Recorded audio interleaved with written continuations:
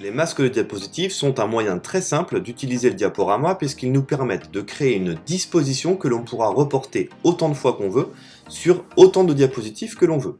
Je reprends donc mon exemple de diaporama sur l'alimentation. J'ai une page principale, j'ai un sommaire sur lequel j'ai inséré une photo de lipides, une photo de glucides, que j'ai rendu cliquable par un lien hypertexte comme on l'a vu dans une précédente leçon.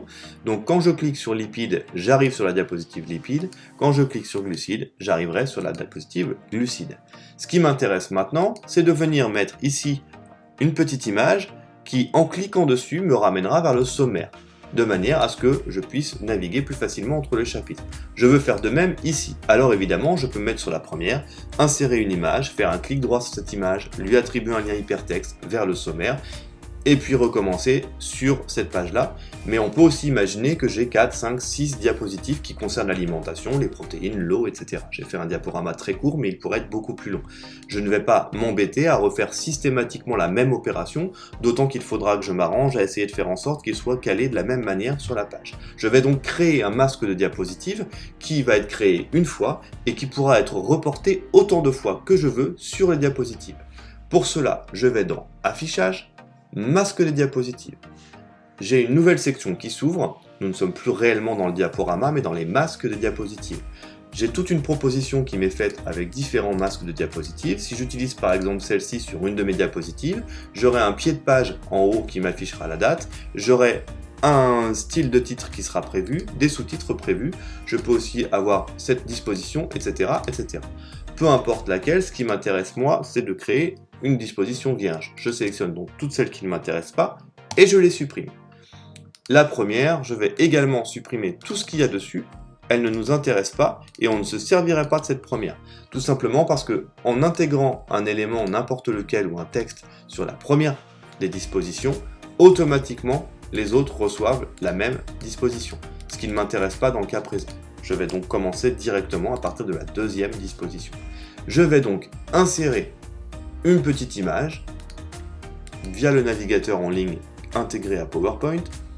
Par exemple, une image de pomme sur laquelle en cliquant, je pourrais aller vers le sommaire.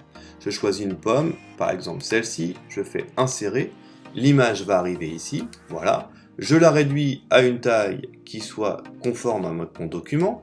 Je viens la placer grâce à mes repères en bas au milieu, tout simplement. J'ai mon image qui apparaîtra donc en bas au milieu sur chacune des diapositives à laquelle j'appliquerai ma disposition. Je veux maintenant que cette image soit un lien hypertexte, donc je lui ajoute un lien hypertexte, comme on l'a déjà vu dans une précédente leçon, qui va cliquer vers le sommaire. Je clique sur OK, ma disposition avec une pomme au milieu qui a un lien hypertexte vers le sommaire est maintenant prête. Je vais donc sur Masque des diapositives et je fais fermer le masque. Je vais donc décider d'appliquer cette disposition à la fois à cette diapositive-ci, mais aussi à celle-ci. Je clique donc sur les glucides, je reste appuyé sur la touche CTRL pour sélectionner aussi les lipides. Je peux faire clic droit disposition ou venir chercher dans le menu disposition. Je vais choisir non pas une disposition vierge toute blanche, mais une avec la pomme que l'on voit ici, que j'ai intégrée juste avant. Je clique dessus, ma pomme arrive bien en bas ici, et elle est bien arrivée en bas ici également. J'ai donc maintenant deux diapositives avec cette disposition, c'est-à-dire la pomme qui me ramène vers le sommaire.